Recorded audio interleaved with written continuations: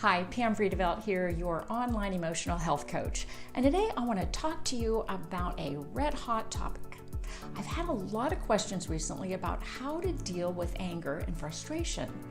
See if any of these anger triggers resonate with you. Just fill in the blank. I feel angry when I can't find my car keys and I'm late to work. Yep, that would be me. Or I feel angry when I make a mistake. Or when I know somebody isn't listening to me. Or when I ask my kids to do something and they argue with me. Or when I sense somebody just talking down to me. Or when I feel controlled, or I can't make things work out the way I want them to work out. Or when crazy drivers cut me off on the freeway or slow drivers get in my way. Or when I feel betrayed or mistreated. Or I see innocent people suffer. Or I can't change something that needs changing. Any of these things strike a nerve with you? If so, welcome to the human race. We're all in this together. And the more important something is to you, the more intense your anger will be. You can think of anger on a continuum from 0 to 10, 0 being kind of the indifference, all the way up to 10 being rage. And somewhere in between is the irritation and the frustration and the anger, and it just escalates. Now, anger is a legitimate response to certain situations. It's not a bad emotion. I like to think of it kind of like a sharp kitchen knife. It's not inherently destructive. It can be helpful or it can be harmful, just depending on how you use it. So, tip number 1, anger isn't bad. Nice people get angry. It's okay to feel anger. In fact, the goal is not to stop feeling anger.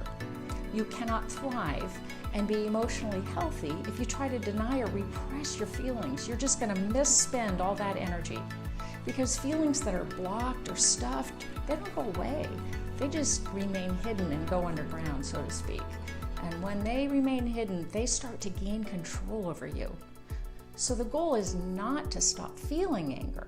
Anger is a God-given healthy emotion embedded right in your creative design. You're made in the image of God.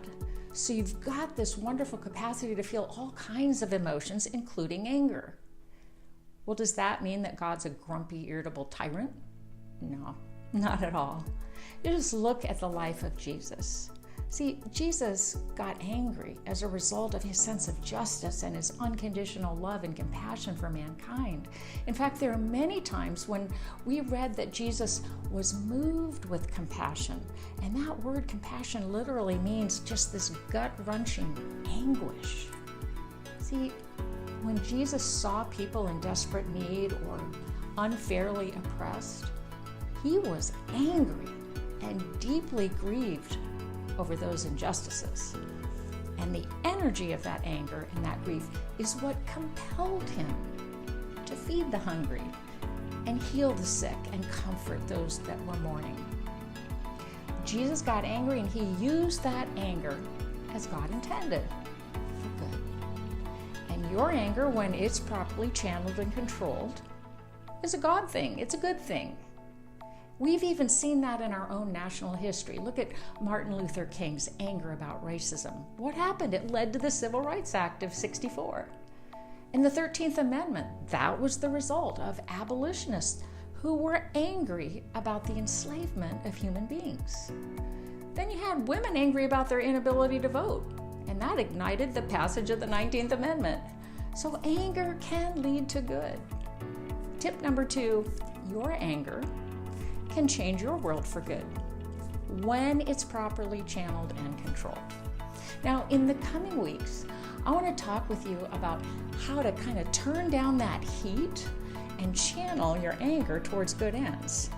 And we'll explore what causes anger, some of your likely reactions and where those come from, and some very practical ways that you can funnel that anger and get better results.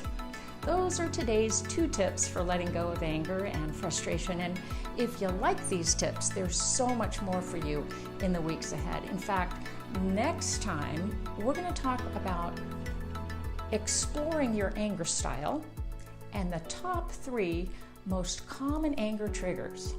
So be sure to go on over and subscribe to my YouTube channel so you'll be notified when future videos like this are available. And then head on over to PamFreeDevelop.com because we're going to put a little resource in the free resource link up at the top to help you with your anger.